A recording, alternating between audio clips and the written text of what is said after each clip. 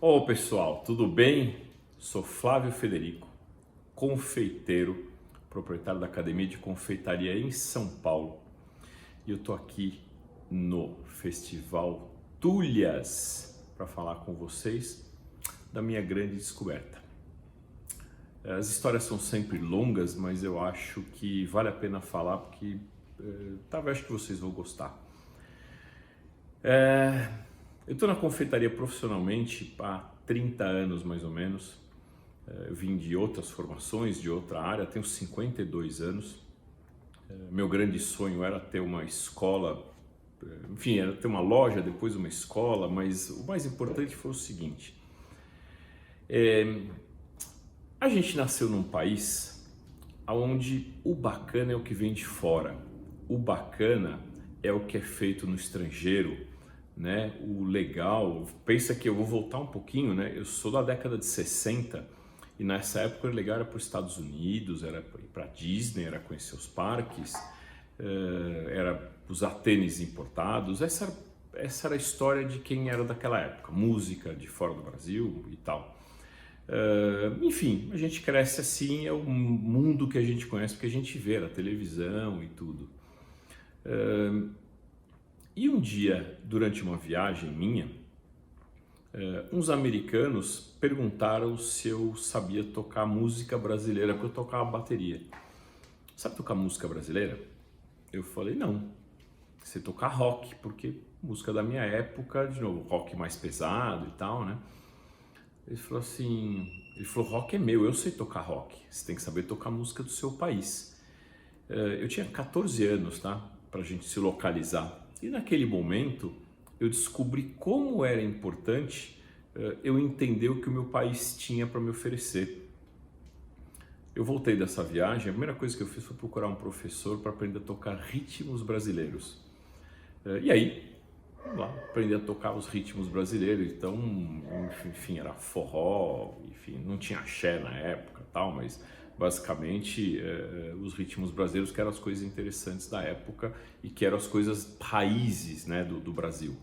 E eu fui aprender e por causa desse episódio eu comecei a olhar mais para as coisas que a gente tinha no nosso país e olhar para tudo, para a cultura e tal.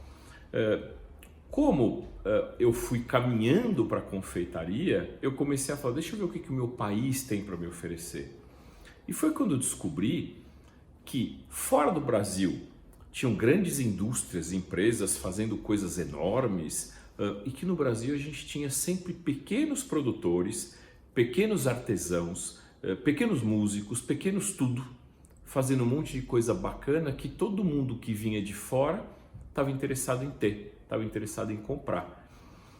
E isso foi crescendo até, se eu for rápido para os dias de hoje, o momento onde o Brasil exporta muita coisa e aí a gente exporta coisas que talvez devessem ficar no país, que são as nossas riquezas naturais de frutas, de ervas e medicinais e de coisas e de técnicas que todo mundo lá fora dá valor e aqui a gente nunca deu muito. Então, quando eu comecei a me interessar, eu comecei a ir atrás das receitas mais antigas, dos ingredientes. Então, de onde veio a confeitaria? Quem é que produz essas coisas? O que é o araçaboi? O que é o cupuaçu? O que é o bacuri? O que é a mangaba? Porque se vocês olharem pela minha perspectiva, que nasci e cresci na cidade de São Paulo, a gente não sabia o que era. Se muito a gente tinha, lógico, banana, manga, abacaxi, maçã, pera, uva, caju. As outras coisas não tinham, a gente pouco tinha ouvido falar e de um produto que quem estava aí do outro lado, quem estava no norte, nordeste do país, era o contrário, às vezes não tinha comido um melão, uma manga, mas tinha comido outras frutas incríveis e tinha tido contato com coisas que a gente, quando está próximo, não dá valor. E essa para mim é a parte mais importante. Quando você está muito próximo, você nasce e vê aquilo todo dia, você passa a enxergar aquilo como algo natural, algo normal. Então, assim, o cupuaçu é algo normal para quem é do norte e nordeste. O bacuri também natural para quem é dessa região, a castanha do Pará, mas para quem não é algo super diferente, que vale a pena conhecer. Só que se a gente não olhar para isso que a gente tem de uma forma diferente, se a gente não começar a olhar e falar assim, o que é isso que eu tenho na mão? Será que outras pessoas conhecem? O que eu, enquanto, aí levando em consideração um festival gastronômico como Tulhas, que está vinculado não só à comida, mas que junta muita gente, muita coisa relacionada a quem produz, a ideia é a seguinte: eu que tenho isso, que olhei para a vida inteira para esse produto, para essa fruta, para essa castanha, para essa técnica de artesanato, e que para mim era uma coisa natural, é natural para as outras pessoas? Será que ao invés de eu sair correndo para tentar buscar uma ideia lá fora, um negócio diferente, uma técnica diferente, não é muito mais fácil eu pegar algo que eu já domino, que eu conheço, que eu tenho e tentar levar para outras pessoas? E quando eu falo lá fora, eu não estou falando fora do país, eu estou falando fora do seu estado, porque se eu parar para lembrar, em 1993, quando eu conheci o cupuaçu, sei que não faz tanto tempo, tá, pessoal? Era muito difícil conseguir cupuaçu. Aonde tem cupuaçu? Aí você queria trazer cupuaçu de algum lugar, não tinha quem fornecesse. Ah não, cupuaçu a gente come aqui, bacuri a gente pega na roça, cajá, sei lá, ou taperebá, ou não importa. Era uma coisa que as pessoas viam com facilidade, mas era tão rico para eles que para eles não fazia diferença, para eles que eu digo de forma geral.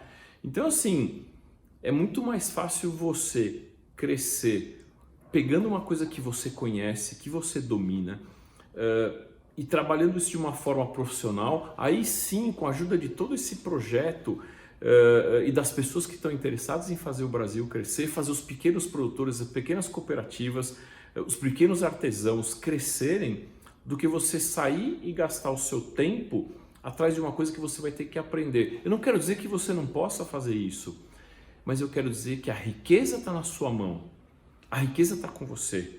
Tá? Cuidado com os falsos profetas que podem querer falar, eu vou pegar esse seu produto e vou distribuir pelo mundo e tal. A gente começa pequeno. Eu comecei na confeitaria, acho que como muitas das pessoas no passado, quando não tinha faculdade de gastronomia, eu comecei lavando panela num hotel. E eu fui aprendendo e crescendo, isso demorou anos. Eu não estou falando que de um ano para o outro eu já estava. É 1, 2, 3, 4, 5, 10 anos fazendo a mesma coisa, tentando achar o caminho. Então assim, pode aparecer um falso profeta que fala, não, eu vou te levar, eu vou vender, eu vou fazer e tal. Cuidado com esse tipo de coisa, porque pode ser uma armadilha. Então, tenta enxergar você o que você quer. Tenta ir adiante com o que você enxerga, no que você tem, no que você viu, no que você cresceu vendo, como algo que poucas pessoas conhecem. De novo, eu estou falando para vocês uma coisa que não é muito longa, eu estou falando uma coisa de 20, 30 anos, que 30 anos é muito tempo. Eu que estou aqui do outro lado, vendo você falar, não tenho 30 anos de idade, mas não importa. 30 anos é um espaço pequeno de tempo, num país como o nosso que tem mais de 500, onde se você pensar que até 20, 30 anos pessoas não sabiam aqui em São Paulo o que era uma fruta do Norte e Nordeste. A gente conhecia a castanha do Pará por uma questão até de, não sei, de ser alguma coisa mais natalina, mas frutas especificamente, que são coisas que eram mais perecíveis para você transportar, eram mais difíceis. O chocolate, eu me lembro que há muitos anos eu fui trabalhar com o pessoal na Bahia, fiquei sócio de um pessoal para a gente produzir chocolate, cacau e chocolate na Bahia. E na Bahia eu conheci um cacau chamado Parazinho, que vinha do Pará, da floresta amazônica. Esse é um cacau que é meio abandonado, as pessoas não dão muito valor porque é um cacau pequeno, baixa produtividade e tal, e que realmente as pessoas estavam pensando em produtividade, em volume, em dinheiro. Mas era um cacau que tinha um sabor tão intenso, tinha uma acidez interessante, tinha um sabor, vamos voltar no sabor, que eu nunca tinha visto, nunca tinha sentido. e a gente resolveu preparar um chocolate à base desse cacau parazinho, que de novo, do Pará, ele estava na Bahia, por acaso foi levado. E a gente fez um chocolate, e eu que nunca tinha ouvido falar, depois de 1 ano e meio nesse projeto, eu fiz uma viagem para dar uma aula nos Estados Unidos, encontrei um chefe que já era meu amigo lá, e eu falei, eu trouxe chocolate para você experimentar. Ele olhou para o chocolate, cheirou e tal, não sei o quê, e falou assim, esse é o tal do parazinho? Eu falei, como assim? Ele falou, não, porque eu já ouvi falar que esse cacau da floresta amazônica, antigo e tal, e eu nunca tinha ouvido falar, nunca. E eu fiquei impressionado. E ele queria comprar a produção na época e tal. Então vocês veem uma coisa interessante, a gente, São Paulo não conhecia, e eu estou falando de São Paulo, Sul, até Belo Horizonte, né? Fala Centro-Oeste, Brasília, Mato Grosso, sei lá, não importa. A gente está falando que o grande espaço de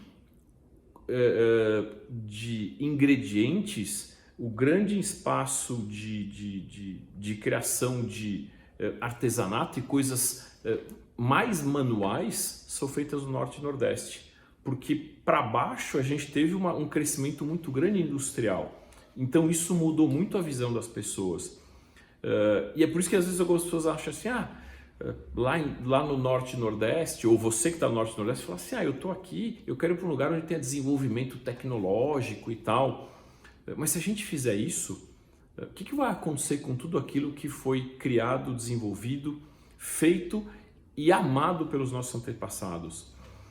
Então a minha ideia aqui nesse testemunho, que eu faço com muito carinho, com muito amor e de coração aberto, é que para quem está aí hoje mais jovem começando e que tem energia para isso, preste atenção para ver o que você tem no seu lugar, o que você tem próximo de você e que se ninguém pegar na mão e levar adiante vai acabar. Tá? Eu vou tentar fazer uma demonstração simples por causa de uma coisa que eu tenho, que é um projeto que eu levo adiante, que é assim. Hoje em dia, com a internet, muita gente está interessada em procurar receita na internet. Eu vou procurar uma receita de bolo e tal. E você pode estar na sua casa, com a sua tia, sua avó, sua bisavó, não importa, que tem livros de receitas com receitas antigas que vieram da bisavó, da tataravó, dos índios, porque eu moro numa fazenda, não importa onde você mora, e receitas que falam assim, eu comi isso a vida inteira, eu não dou muito valor para isso aí não, e não tá, você está interessado em procurar um bolo de chocolate francês na internet. Só que, se ninguém pegar essa receita e desenvolver e continuar fazendo e levando isso adiante, um dia vai acontecer o seguinte, eu achei o caderno de receita da minha bisavó, olha que legal, tem um bolo aqui que diz que é um bolo de, sei lá, de beterraba com mandioca, com folha de alguma coisa, eu não sei, eu estou viajando aqui. Alguém já, parece bom, alguém já fez esse bolo? Alguém sabe como é que faz? Alguém me lembra como faz esse bolo? Não. Sabe o que aconteceu com essa receita? Ela virou um pedaço de papel com um monte de coisa escrita, porque ninguém vai saber. Outras que eu vejo acontecer muito é assim, nossa, que vontade de comer aquela torta salgada que a minha avó fazia ou minha mãe fazia. Cadê a receita? Não tem. Ela fazia pra gente, mas ninguém tem a receita. E ela nunca escreveu, não, ela fazia de cabeça. E aí você nunca mais vai ter aquilo.